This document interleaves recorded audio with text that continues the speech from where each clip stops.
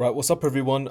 So today we're going to be covering the two shorts we ended up taking on NQ or MNQ or Micro Nasdaq. One was during London or leaking into New York pre-market, and one was obviously after the huge upside expansion that we had at the start of New York after the downside manipulation leg. So ignore all these kind of arrows in the middle. These are all just kind of break-even trades that we ended up getting stopped out of either when we were running in profit and then move stop up to break even and then obviously getting wicked out, or just kind of small size trades that we were just testing out following momentum and stuff. None of these were kind of net losses. Obviously we lost on fees, but like no kind of major losses on the account. But obviously these were the two trades we ended up taking, not this was just us testing out a huge trade or a couple of trades that we missed stupidly.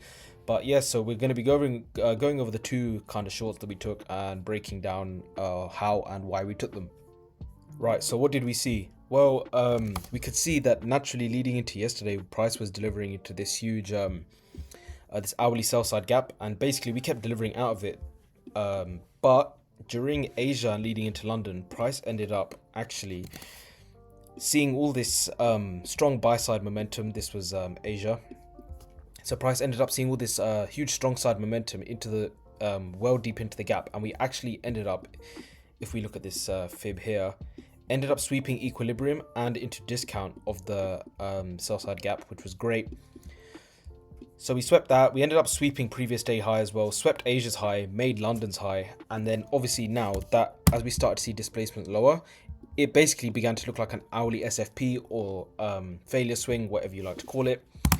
We weren't actually on the chart for that, but when we came back, we saw that there'd been a 5-minute inversion, huge sell side delivery out of it. Price ended up respecting this 5-minute gap, and this was around when we kind of came on the chart. So this was of course the London session. We saw that price ended up delivering out of the high, and essentially we'd swept equilibrium of the range or discount, whatever you'd like to call it. And we had this whole kind of we had a huge area of buy side stops here that obviously wanted to get mitigated as, I guess you could call it, trendline LRL or low resistance liquidity. So price ended up chopping. We ended up sweeping this high, mitigating significantly lower. Ended up taking out these lows. Bearish retest of this 5-minute gap as well with a 5-minute inversion. So essentially we didn't end up scaling lower than the 5-minute on this because our target was essentially Asia's low. We wanted to kind of see not a swing move, but essentially this was a 100 pip move, and we were willing to hold for a decent amount of time. So yeah, we ended up getting the fill there, ended up trading it all the way down to Asia's low, and yeah, that was a nice near enough 100 pip move, or a nice 1 to 5 risk to reward before New York session opened. We'll just go over here. What were the trade confluences that we saw? Well, we saw a fill of a PD array. For us, it was the hourly sell side gap that price was delivering into.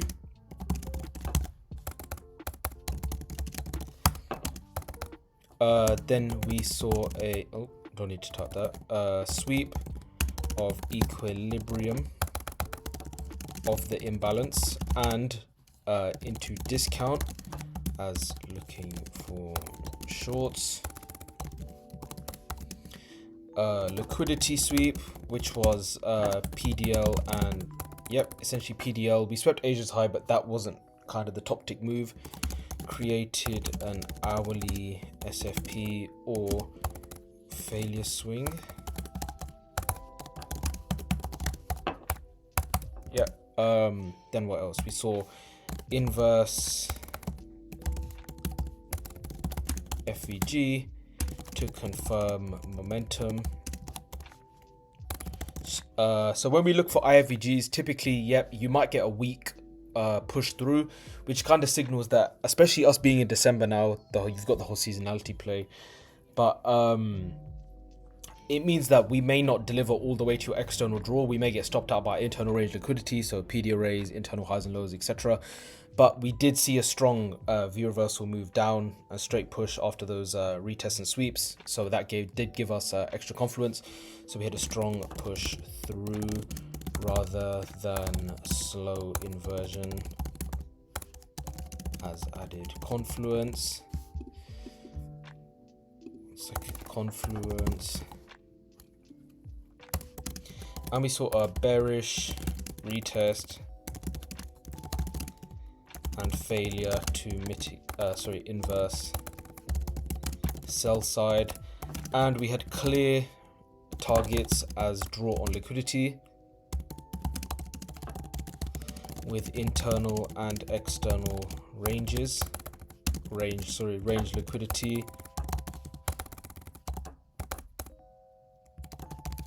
as draws. So for us, that was the trendline LRL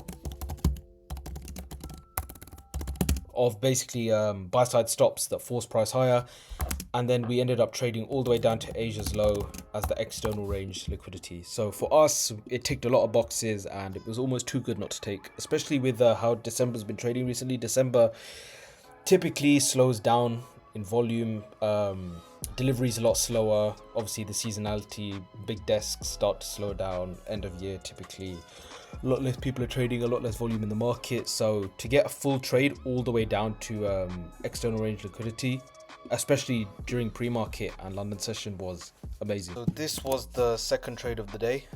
We ended up shorting near enough the daily high.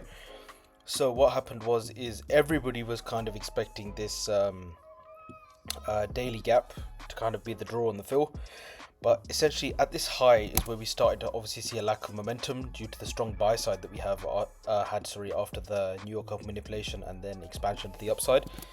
So if we go down, so we ended up getting a bearish SMT at the high with ES, which is what first kind of signaled us. Ignore all this again, it was all just like break-even trades and basically just micromanaging. But yes, we got a bearish SMT at the high. We ended up getting a 2-minute inverse fair value gap that created the SMT, straight disrespect through it and disrespect to this low. Ended up filling this small gap here, ended up not being able to close above the sweep again. Then we got the 1-minute inverse fair value gap, and it was clear that obviously momentum was to the downside. There was a huge front running expecting us to fill this daily gap here, and that obviously price wanted to rebalance lower potentially before we did get a leg up. We ended up getting a fill pre-inversion purely off of like instinct that how much we'd been disrespecting these gaps here. Price wanted to go lower, so we ended up entering right here. Obviously we got lucky, the inversion came on the next candle, ended up closing back below the data high and ended up TPing at London's high just as a clean draw. 66 points move, nice 1 to 1.44 risk to reward ratio, and yeah, that was us for the day. Price isn't really doing too much now, but yeah, overall 2 nice trades. So just a quick checklist over the trade. So we ended up having an inversion, actually had 2 inversions. The second one was obviously the confirmation for entry. We had a bearish SMT at the high with ES after front running towards the daily gap. We were displacing below kilos after we swept them, obviously indicating a shift in order flow and a change in state delivery that we wanted to go down. Bearish delivery straight through inversions, which was great. We weren't kind of dilly-dallying around them. It was just straight V reversals through them, which was great, showed a shift in momentum, and clear draws below as LRO, as price definitely wanted to rebalance lower after the strong buy side. So yeah, that really is it for this video. Thank you for watching, really hope you enjoyed, and remember that YouTube doesn't let us put our links in the description of the video. So if you would like to obviously join our free Telegram where we talk everything trading, futures, crypto, macroeconomics, whatnot, just everything, make sure to comment join and we will send you the link. But yeah, thank you, and see you in the next episode. See you in the next episode. Magnus out.